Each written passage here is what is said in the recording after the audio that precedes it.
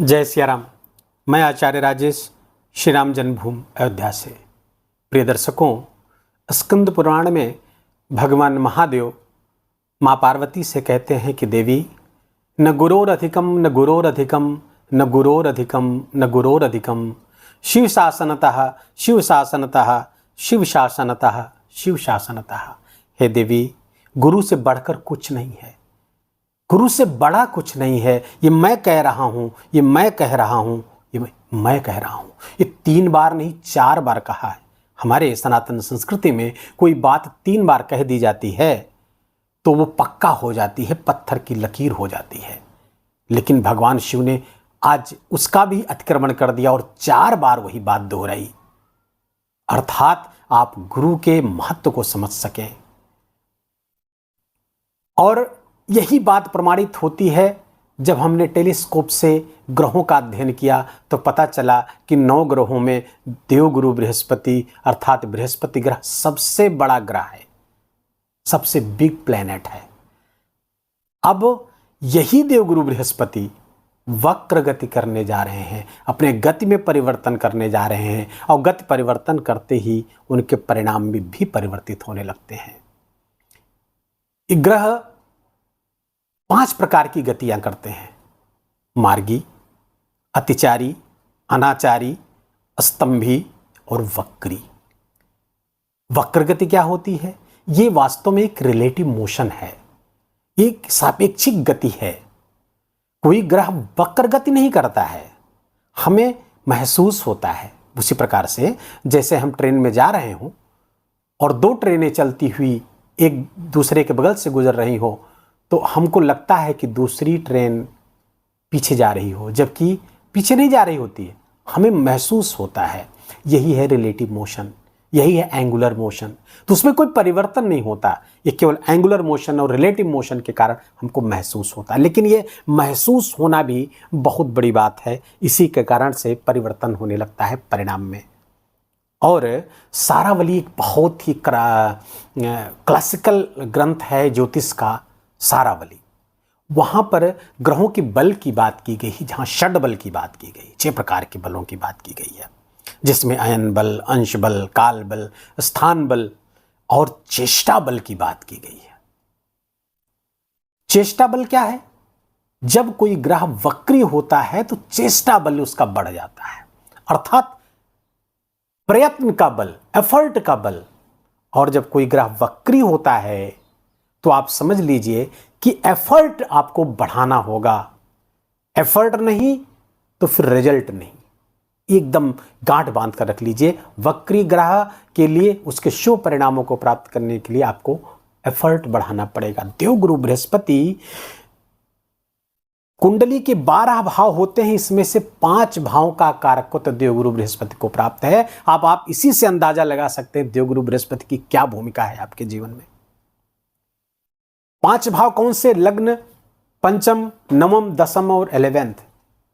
आप स्वयं राशि हो गई, आपकी शिक्षा, संतान, पुण्य कर्म, नवम आपका धर्म, आपके पिता, आपका भाग्य, कर्म और लाभ। इतनी चीजों के कारक हैं देवगुरु बृहस्पति। और 12 में से 5 अंदाजा लगा लीजिए, ऑलमोस्ट 50% इतने भावों का कारकत्व प्राप्त करते हैं। इसीलिए मार्च पाराशर लिखते हैं कि देवगुरु बृहस्पति इस कुंडली में आपके शुभ है तो फिर ये आपके 1.25 लाख दोषों का शमन कर देता है। कुंडली के 1.25 लाख दोषों को शमन कर देता है। इस कितना महत्वपूर्ण है देवगुरु बृहस्पति हमारे जीवन में। और इसी को समझाते हुए स्कंद पुराण में जो मैंने प्रारंभ में श्लोक पढ़ा वो बात कही है। सारावली ग्रंथ के 5वें अध्याय के 38वें श्लोक में ऋषि कहते हैं कि जब कोई ग्रह चेष्टा बली हो जाता है अर्थात वक्री हो जाए तो क्या करता है? क्वचित राज्यम, क्वचित द्रव्यम, क्वचित पूजा, क्वचित यशः। कभी वो द्रव्य देता है तो कभी राज्य दे देता है, तो कभी यश देता है, कभी पूजा धर्म में अभिरुचि बढ़ा देता है। और देवगुरु बृहस्पति परम शुभ ग्रह हैं, ये जब वक्री होंगे तो शुभत्व की भरमार आपकी हो जाएगी। क्वचित क्वचित शब्द इस्तेमाल कर रहे हैं, अर्थात अचानक अचानक से परिवर्तन होगा।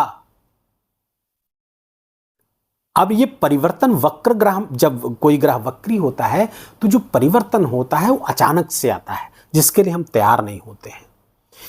ये वीडियो बनाने का उद्देश्य यही होता है कि हम आपको सचेत करें, आपको सतर्क करें कि अब समय आ गया है, अब आप इस दिशा से सतर्क रहिए, इधर से बड़े लाभ आने वाले हैं, जरा से आपकी असावधानी बड़े लाभ से चूक जाएंगे। राहु के नक्षत्र पे शनि का गोचर, शनि के नक्षत्र पे राहु का गोचर, भयावह स्थिति पैदा होने की बात मैंने की थी, परेशानियों की बात की थी, उलझनों की बात की थी। लेकिन गुरु है तो रास्ता है, और आपको रास्ता दिखाने के लिए एक गुरु ही नहीं, दूसरे गुरु शुक्राचार्य भी साथ आ रहे हैं, क्योंकि गुरु के साथ काफी समय तक 7 नवंबर तक शुक्र 180 डिग्री पर बैठ करके समसप्तक योग बनाएंगे, लक्ष्मी नारायण योग बनाएंगे, कुबेर योग बनाएंगे, 3 बड़े महत्वपूर्ण योग बनाएंगे। उसके बाद भी ग्रह परिवर्तन हो जाएगा शुक्राचार्य और गुरु का, देवगुरु बृहस्पति शुक्र के घर पे, और शुक्र देवगुरु बृहस्पति के, ये भी बहुत शुभ है। आगे 7 नवंबर के बाद भी स्थितियां बहुत परिणामदायी होंगी, और दीपावली के इर्द गिर्द ये योग आपके लिए बहुत फायदेमंद होने वाला है। वृषभ राशि के जातकों के लिए, वृषभ राशि के जातकों के लिए देवगुरु बृहस्पति क्या करने वाले हैं वक्री होकर के, आइए उस पर चर्चा करते हैं। और साथ ही साथ ऐसी उपायों की भी, बहुत ही महत्वपूर्ण उपायों की बात करेंगे जो हमारे 26 वर्षीय ज्योतिष कैरियर का निष्कर्ष है, जिसके कारण से ये आजमाया हुआ प्रयोग है, जीवन बदलने वाला प्रयोग है।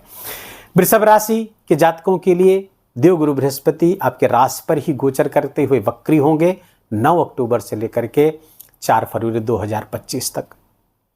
और वक्र गति जब कर रहे हैं देवगुरु बृहस्पति, तो आपको थोड़ा सा इशारा करते हैं कि रुकिए और पीछे मुड़ करके जरा देखिए। पीछे देखेंगे, कहीं देखिए कहीं कोई पेंडिंग्स तो आपकी नहीं बची हैं, कहीं कुछ छोड़ के तो नहीं आए हैं, कोई काम तो नहीं बचा हुआ, उसको पूरा करिए। अब जैसे देवगुरु बृहस्पति यहां पर वक्री हो रहे हैं, तो द्वादश, क्योंकि आए यहां से हैं, तो द्वादश से संबंधित कोई काम तो नहीं बचा था आपका, अर्थात विदेश का कोई काम, दान का, पुण्य का, मेडिटेशन अर्थात ध्यान का, या फिर मेडिकेशन, कोई चिकित्सा वगैरह चल रही थी, उसको छोड़ तो नहीं दिया है आपने। किसी रोग की दवा ले रहे थे, आराम हो गया, छोड़ तो नहीं दिया आपने, जरा देखिए। अगर ऐसा किया है तो उसको ऐसा मत करिए। दूसरा, देवगुरु बृहस्पति आपके अष्टम स्थान के स्वामी हैं और लाभ स्थान के स्वामी हैं, वक्र गति पाएंगे।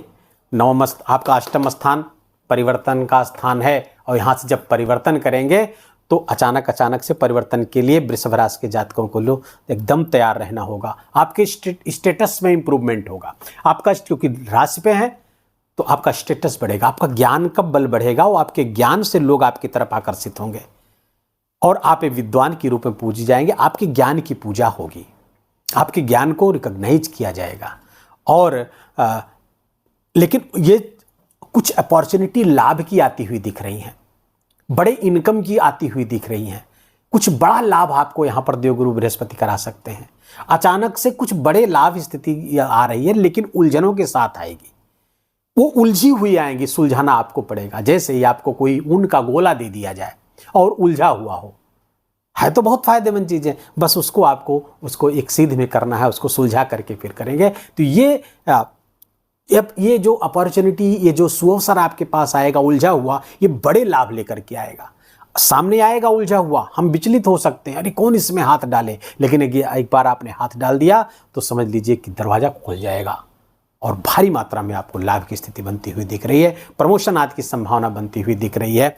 स्वास्थ्य का थोड़ा ध्यान रखना पड़ेगा, इसलिए मैंने बताया कि देवगुरु बृहस्पति कह रहे हैं कोई चिकित्सा अगर आपकी चल रही थी, चिकित्सा को बीच में छोड़िए, उसे बीच में छोड़ देंगे तो समस्या पैदा होगी। यहाँ पर रुक करके पीछे देखने की आवश्यकता है। कुछ धार्मिक यात्राएं होगी, बहुत अच्छी है। कुछ विष्णु स्थान की यात्राएं, भगवान विष्णु के स्थान की यात्राएं हो सकती हैं, और ये यात्राएं आपके लिए बहुत ही फायदेमंद होने वाली हैं। कुछ बीती हुई बातें, कुछ गुजरे वक्त की बातें जो आप गुप्त रखे हुए थे, वो प्रकाश में आ जाएंगी, और ये भी अच्छी बात है। और उससे निकलने का, भले प्रकाश में आएंगी, एक समय के लिए कुछ उलझनें पैदा करेंगी, लेकिन उससे निकलने का मार्ग भी प्रस्तुत कर देंगे, और आप उससे हमेशा के लिए निकल जाएंगे, हमेशा के लिए वो टंटा खत्म हो जाएगा। इनकम बढ़ता हुआ दिख रहा है। देवगुरु बृहस्पति की यहाँ पे जो दृष्टियां हैं वो पंचम पड़ेगी, संतान लाभ होता हुआ दिख रहा है। शुरुआत में कुछ दिक्कतें हो सकती हैं प्रेगनेंसी के दौरान, लेकिन संतान की प्राप्ति बिल्कुल होती हुई दिख रही है वृषभ राशि के जातकों की। 9वीं दृष्टि आपके भाग्य स्थान पर पड़ेगी और भाग्य स्थान को जागृत करेंगी। धार्मिक यात्राएं होंगी, धर्म में रुचि बढ़ेगी और धर्म में रुचि धर्मो रक्षति रक्षता, धर्म में रुचि बढ़ते ही आपका प्रोटेक्शन शुरू हो जाएगा, वो बहुत अच्छा। अब सबसे महत्वपूर्ण दृष्टि की बात कर रहा हूं, देवगुरु बृहस्पति ठीक सामने देखेंगे शुक्र अपने 7वीं दृष्टि से, तो वहां पर 13 अक्टूबर से शुक्राचार्य आ जाएंगे और ये बनेगा समसप्तक राजयोग।